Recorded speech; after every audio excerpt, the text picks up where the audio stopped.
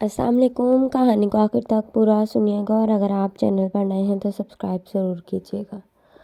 میری ایک قاریہ محترمہ سمرا انتصار صاحبہ نے کچھ پیسے بھجوائے تھے کہ ان پیسوں سے اللہ تعالیٰ کی رضا کے لیے حقدار لوگوں کو راشن اور ادویات وغیرہ لے کر دے دوں۔ جو ہی مجھے میری قاریہ نے پیسوں کے متعلق بتایا، میں نے اسی وقت چند گھروں کی فہرست تیار کر لی جن کو میں ذاتی طور پر حقدار سمجھتا تھا، مگر میری والدہ صاحبہ ایسے معاملات میں بہت احتیاط سے کام لیتی تھی۔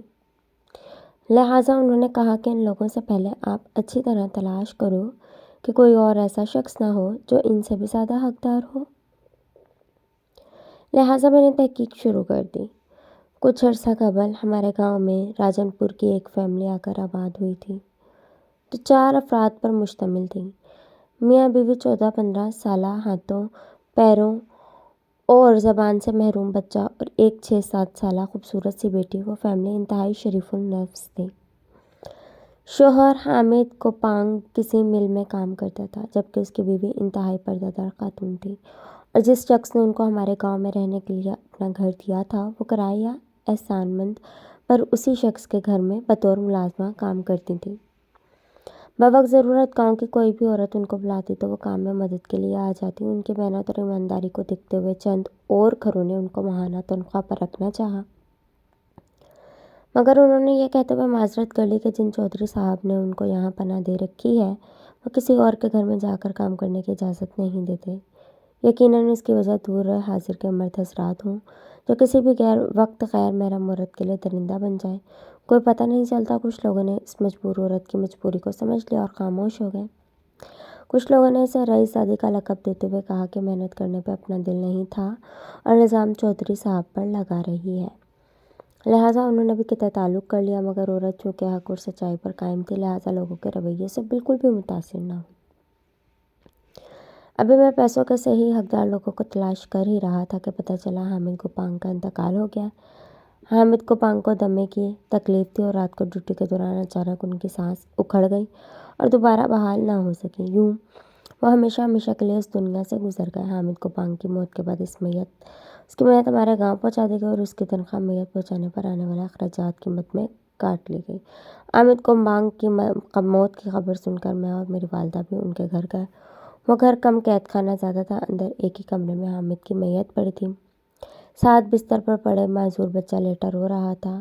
کمرے کے دوسرے کونے میں 2 بکریاں بندھی ہوئی تھیں جنہیں عید قربان پر بیچنا تھا اور تیسرے کونے کو کچن کے طور پر استعمال کیا جا رہا تھا۔ چوتھے کونے میں چولہا جلانے کے لیے خشک لکڑیاں جمع کر رکھی گئی تھیں۔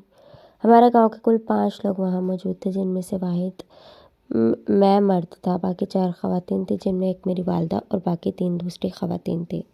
میری والدہ صاحبہ نے حامد کوپانگ کی بیگم سے پوچھا تھا کہ آپ کو کسی چیز کی ضرورت ہے، تو حامد کوپانگ کی بیوی نے ایک طرف کر کے میری والدہ صاحبہ کو کہا تھا کہ اس طرح یہ دونوں بکریاں اچھی قیمت پر فروخت کروا دیں۔ میرے پاس تو شوہر کا کفن خریدنے کے پیسے بھی نہیں ہیں اور میں میت واپس راجن پور لے جانا چاہتی ہوں۔ ایمبولینس کا کرایہ وغیرہ بن جائے گا۔ میری والدہ نے میری طرف دیکھا تو بے اختیار میرے آنسو نکل آئے۔ میں نے اس خاتون کو ماں جی کہہ کر مخاطب کرتے ہوئے کہا، آپ بکریاں فروخت نہ کریں، آپ کے لیے کفن اور ایمبولینس کا انتظام میں کر دیتا ہوں۔ عورت کے چہرے سے پریشانی ہٹ گئی، جس سے مجھے اندازہ ہوا کہ اس بے لاچار بے سہارا عورت کے لیے شوہر کے مر جانے سے زیادہ پریشانی اس کے کفن دفن کی تھی۔ ابھی زندگی کی باقی تلخیوں کی طرف اس کا دھیان ہی نہیں گیا تھا۔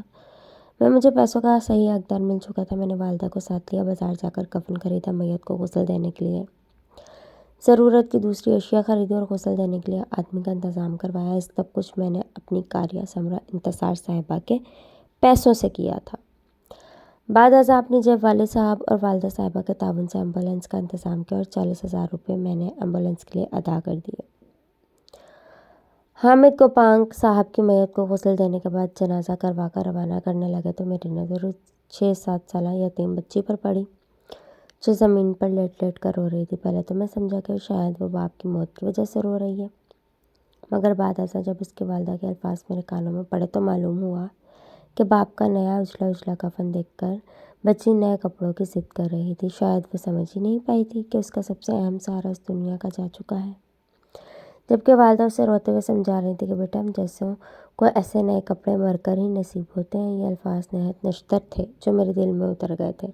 مجھے نہیں پتا باقی لوگوں کے دل میں ان کے الفاظ کا اثر ہوا تھا یا نہیں، مگر میرا دل لرز کر رہ گیا تھا۔ میں نے بچی کو اٹھایا، ساتھ لیا۔ سمرا انتصار صاحبہ کے دیے گئے پیسوں سے بچی کو نئے کپڑے اور جوتے دلا کر اس کے والد صاحب کی موت کے قدموں میں بٹھا کر روانہ کر دیا۔ حامد صاحب راجن پور کے اپر مڈل کلاس گھرانے سے تعلق رکھتے تھے۔ ان کے حالات ایسے دگرگوں ہو جانے پر کب بھی لکھوں گا، مگر اس وقت وہ بیچارے اپنی کمائی کا کفن بھی نہیں پہن سکے تھے۔ ان کی کہانی ہمیں یہ سبق دیتی ہے کہ بعض دفعہ ہم لوگوں کی زندگی کی آزمائشوں کا سامنا کرتے کرتے موت کے منہ میں چلے جاتے ہیں، مگر حالات جیسے بھی ہوں کبھی اللہ تعالیٰ کی ذات سے نا امید نہیں ہونا چاہیے۔ جب ماں باپ کو لگا کہ ان کی تمام تدابیر ناکام ہو جا رہی ہیں تو بوڑھے والدین اٹھے اور ترجمے والا قرآن اٹھا لایا اپنی بیٹی کے سامنے۔ یہ آیت بترجمہ کھول کر رکھی۔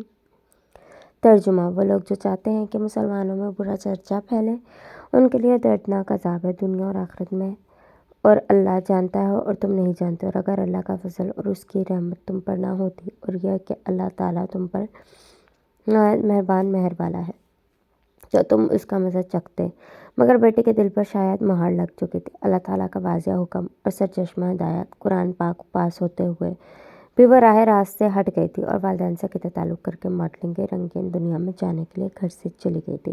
اس کا نام مشیل نصیر تھا۔ اس نے لوئر مڈل کلاس گھرانے میں آنکھ کھولی تھی، مگر اس کے والدین کی بھرپور توجہ اور پیار ملا تھا۔ اسے ہر ممکن بھائیوں پر ترجیح دی جاتی تھی، مگر اس بے جا لاڈ پیار نے اسے بگاڑ دیا تھا، اور پھر آغاز جوانی میں ہی اس نے گاؤں کے سب سے امیر اور لوفر لڑکے سے نام نہاد محبت کر لی۔ اسی محبت کی راہ پر چلا کر حمزہ لغاری نے اسے ماڈلنگ کی دنیا کے سنہرے خواب دکھائے۔ اس کے حسن کی تعریف کر کے اس کے جسم کو نوچا اور بعد ازاں اس کے دل میں دولت کا لالچ جگا کر اسے ماڈلنگ اور ایکٹنگ کی دنیا میں لے جانے کے لیے اسے والدین کے سامنے کھڑا کر دیا۔ جب مشیل نے والدین سے اس بات کی متعلق بات کی تو اس کے والدین نے اسے سمجھایا کہ مسلمانوں اور اہل ایمان لوگوں کو یہ ضد نہیں دیتا کہ وہ اس طرح کے کام کریں جن کاموں کی وجہ سے اللہ تعالیٰ کی ناراضگی یا رسول اکرم صلی اللہ علیہ وسلم کی ناراضگی و ناپسندیدگی ہو۔ والدین کی باتیں سن کر مشیل نے والدین کو دقیانوسی سوچ کے مالک کہتے ہوئے اپنے فیصلہ پر قائم رہنے کا ارادہ کیا، اور والدین کو کڑوی کسیلی باتیں سنانے کے بعد پوچھا کہ تم جیسے پنڈو گوار جنگلی لوگوں کو مذہب کے بارے میں زیادہ علم ہے یا جو اتنا پڑھ لکھ کر میڈیا انڈسٹری میں آتے ہیں، اپنے چینلز بناتے ہیں، ان کو زیادہ علم ہے؟ اور ساتھ ہی اپنے محبوب کو بھی اپنے والدین کے فیصلے سے آگاہ کر دیا، گوکہ حمزہ لغاری نے مشیل نصیر کو پوری طرح باتوں سے برین واش کر رکھا تھا، مگر پھر بھی اسے خدشہ تھا کہ کہیں والدین کی محبت میں آ کر وہ اپنے ارادے سے پیچھے نہ ہٹ جائے۔ لہٰذا اس نے نہیں چلتے ہوئے مشیل نصیر کو کہا کہ تمہارے والدین نہیں چاہتے کہ تم ترقی کر کے والدین اور اپنے بھائیوں سے آگے بڑھ جاؤ، شاید وہ یہی چاہتے ہوں گے کہ تم بھی ان کی طرح اپنے باپ، بھائی، شوہر اور پھر بچوں کی محتاج رہو۔ مشیل نصیر اب کی بار بھی اپنے محبوب کی چال کو نہ سمجھ سکی اور والدین کو اپنے فیصلے سے آگاہ کرتے ہوئے یہ تک کہہ دیا کہ تم لوگ میری ترقی سے حسد کرتے ہو، مجھے ساری زندگی محتاج دیکھنا چاہتے ہو، اس لیے مجھے آگے نہیں بڑھنے دے رہے۔ جب والدین کی ساری دلیلیں کم پڑ گئیں تو وہ اٹھے، وضو کیا، بیت قرآن پاک لا کر مندرجہ بالا آیات اپنی بیٹی کو پڑھائی اور بتایا کہ اگر تم ماڈلنگ اور ایکٹنگ کے نام پر مسلمانوں میں فحاشی اور ریانی پھیلاؤ گی تو تمہاری دیکھا دیکھی پتہ نہیں کتنی لڑکیاں راہ ہدایت سے بھٹک جائیں گی، اس لیے بہتر ہے کہ تم اپنے ارادے سے باز آ جاؤ، ورنہ دونوں جہانوں میں ذلت تمہارا مقدر ہوگی۔ مگر اتنی واضح ہدایت بھی مشیل کو فیصلہ بدلنے پر مجبور نہ کر سکی، اور وہ والدین اور بہن بھائیوں سے قطع تعلق کر کے ہمیشہ ہمیشہ کے لیے اپنے محبوب کے ساتھ ماڈلنگ اور ایکٹنگ کی دنیا میں قدم رکھنے کے لیے چلی گئی۔ جب مشیل نصیر نے اپنے سارے اپنے ہی ہاتھوں سے توڑ دیے تو اس کے محبوب نے کھل کر اس کا جن سے استحصال شروع کر دیا اور پھر بعد ازاں اسے اپنے دوستوں کے سامنے بھی پیش کرنے لگا۔ اس کے انکار پر اسے پیٹتا، نہ صرف خود پیٹتا بلکہ نشے میں دھت اس کے دوست بھی مشیل پر تشدد کرتے۔ 4 ماہ تک نہ جانے کتنی بار کتنے لوگوں نے اس پر اپنی ہوس مٹائی، اور 4 ماہ بعد جب وہ امید سے ہو گئی تو اس کا محبوب اسے چھوڑ کر فرار ہو گیا۔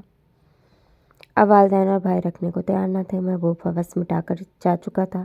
پہلے مشیل نے انصاف کے لیے قانون کی مدد لی، مگر اسے جلدی پتہ چل گیا کہ پاکستان کا قانون بھی طاقتوروں کی داشتہ جیسا ہی ہے، وہ مظلوم کو کبھی انصاف نہیں دے سکتا۔ لہٰذا جو ہی اس کے محبوب حمزہ لغاری کو قانونی نوٹس ملا، وہ ملک چھوڑ کر دبئی چلا گیا اور قانون اس کی واپسی کا انتظار کرنے لگا۔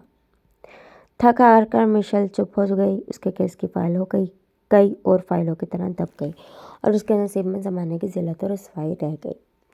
آج جب اس نے بن باپ کے بچے کو جنم دیا تو اسے یاد آیا کہ اس کے والدین نے ٹھیک کہا تھا، شرعی حدود کو پامال کرنے والے کے لیے محض ذلت ہے، اس دنیا میں بھی آخرت میں بھی۔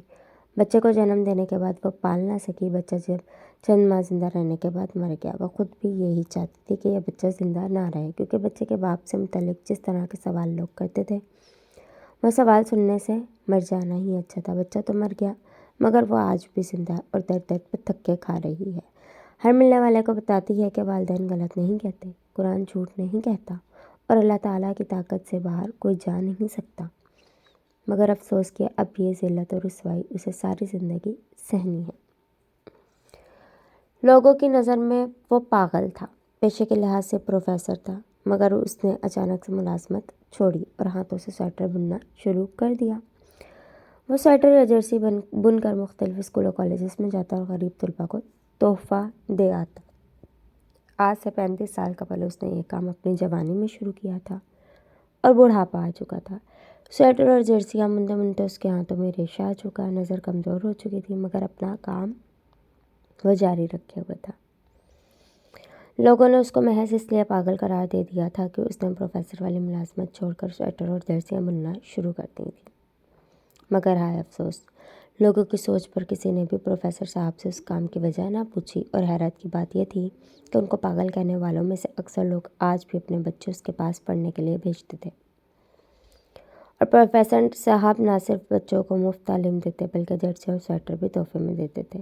مجھے جب پروفیسر صاحب کے بارے میں پتہ چلا تو میں ان سے ملنے کے لیے ان کے پاس سرگودا کے دور دراز ایک گاؤں پکھووال پہنچا اور ان سے ان کی ردا سنی۔ ان کی ردا سن کر رو پڑا، ان کے ہاتھوں کو بوسہ دیا اور کہا، روز محشر اللہ کو بتانا، تیرے ایک گناہ گار بندے نے مجھے پہچان لیا تھا۔ وہ سمجھ گیا تھا کہ میں دنیا والوں کا نہیں اللہ تعالیٰ کا دوست ہوں۔ آپ بھی سنیے پروفیسر صاحب کی کہانی انہی کی زبانی۔ میرا نام عبدالقادر ہے، میرا تعلق ضلع جہلم کے گاؤں ہرن پور سے تھا۔ میرے آبا و اجداد وہاں سے اٹھ کر میانی میں آباد ہوئے اور بعد ازاں پکھووال منتقل ہو گئے۔ میری پیدائش پر میرے والد صاحب نے فیصلہ کر لیا کہ وہ مجھے استاد بنائیں گے، کیونکہ تب میرے گاؤں کے قریب نہ کوئی اسکول تھا نہ کوئی استاد، لہٰذا میرے والد صاحب صبح مجھے گدھا گاڑی پر بٹھاتے، شہر میں موجود اسکول چھوڑتے اور وہیں سے جانوروں کے لیے چارہ لینے چلے جاتے۔ چونکہ جانور بہت زیادہ تھے، چارہ بناتے بناتے میری چھٹی کا ٹائم ہو جاتا۔ واپسی پر گدھا گاڑی پر چارہ ڈال کر لاتے، مجھے اسکول سے لے کر چارے کے اوپر بٹھاتے اور گھر لے جاتے۔ گو کہ میرے والد صاحب پڑھے ہوئے نہ تھے،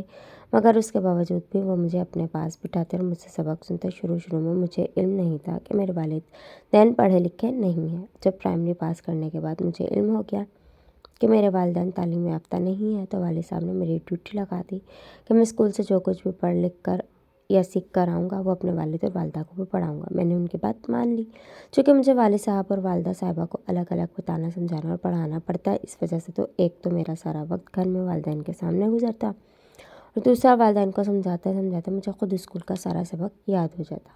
وقت اپنی رفتار سے گزرتا گیا۔ میں نے اپنی BSc مکمل کی تو ساتھ ہی میں تحصیلدار کی ملازمتیں آ گئی۔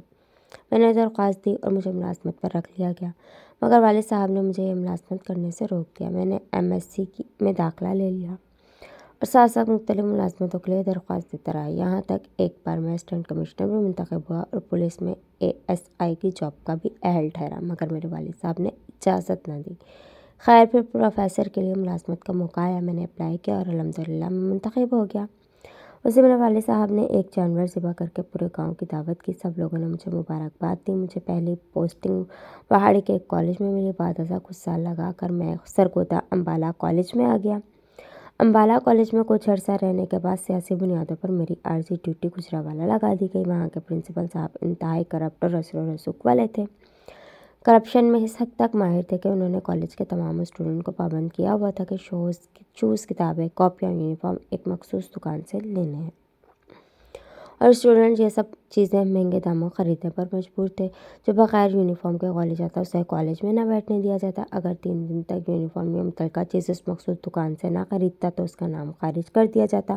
میری کلاس میں ایک اسٹوڈنٹ جو انتہائی غریب اور سفید پوش گھرانے سے تھا، سردیوں کے موسم میں اس کے پاس کالج یونیفارم والی جرسی لینے کے پیسے نہ تھے اور کسی دوسری جرسی کو پہن کے کالج آنے کی اجازت نہ تھی۔ ایک بار سخت سردی میں وہ لڑکا گھر میں پڑی دوسری جرسی پہن کر آیا تو پرنسپل صاحب کے حکم پر میں نے اسے کلاس سے نکال کر باہر کھڑا کر دیا۔ سارا دن سخت سردی میں کھڑا رہنے کی وجہ سے وہ بچہ بیمار ہو گیا اور اسی بیماری میں فوت ہو گیا۔ جب مجھے بچے کی موت کی خبر ملی اور موت کی وجہ پتہ چلی تو میں اپنے آپ کو بچے کا قاتل سمجھنے لگا۔ میں نے پرنسپل کے اس کو حکم ماننے سے انکار کر دیا کہ بچہ بغیر یونیفارم کے کلاس نہیں لے سکتا۔ پرنسپل صاحب نے سختی دکھائی تو میں نے ملازمت چھوڑ دی اور بچوں کے لیے کالج یونیفارم جیسی جرسیاں اور سویٹر بن کر ان کو دینے لگا۔ میں بہت عرصہ گوجرانوالہ میں رہا مگر پھر اپنے گاؤں منتقل ہو گیا۔ یہاں پہلے ٹائم اور رات کو سونے سے پہلے تک میں سویٹر بنتا ہوں۔ پچھلے ٹائم کالج، یونیورسٹی اور اسکول لیول کے بچوں کو پڑھاتا ہوں۔ میں نے قرب و جوار کے اسکول کالج کے یونیفارم جرسی جیسے دھاگے لے کر رکھے ہیں اور تمام سفید پوش گھرانے جن کے بچے پڑھتے ہیں ان کی فہرست میرے پاس موجود ہے۔ میں ہر ممکن کوشش کرتا ہوں کہ ان بچوں کو جرسی نہ خریدنی پڑے کیونکہ میں اکیلا آدمی سسٹم سے لڑ نہ سکا، مگر میں اس کر اپنے نظام کے ساتھ چلنے سے انکار کر دیا اور مجھے یقین ہے کہ مجھ سے پڑھ کر جانے والا کوئی بھی انسان اس نظام کا حصہ نہیں بنے گا بلکہ اس متوازی چلے گا۔ جب میں ملازمت چھوڑ کر آیا اور سویٹر بننا شروع کر دیا تو کسی نے مجھ سے ملازمت چھوڑنے یا سویٹر بننے کی وجہ نہ پوچھی بلکہ مجھے پاگل کہنے لگے اور قرب و جوار کے گاؤں میں بھی مجھے مشہور کر دیا، مگر پھر بھی میں شکر الحمدللہ کہتا ہوں کہ ان کا کوئی بچہ محض سردی کی وجہ سے نہیں مر گیا۔ اگر مر جاتا تو ان کو سمجھ آتی کہ پروفیسر پاگل نہیں فرشتہ صفت ہے۔ اتنی بات کے بعد پروفیسر صاحب رونے لگے اور ان کی اچھائی دیکھ کر میں بھی رونے لگا۔ اللہ حافظ۔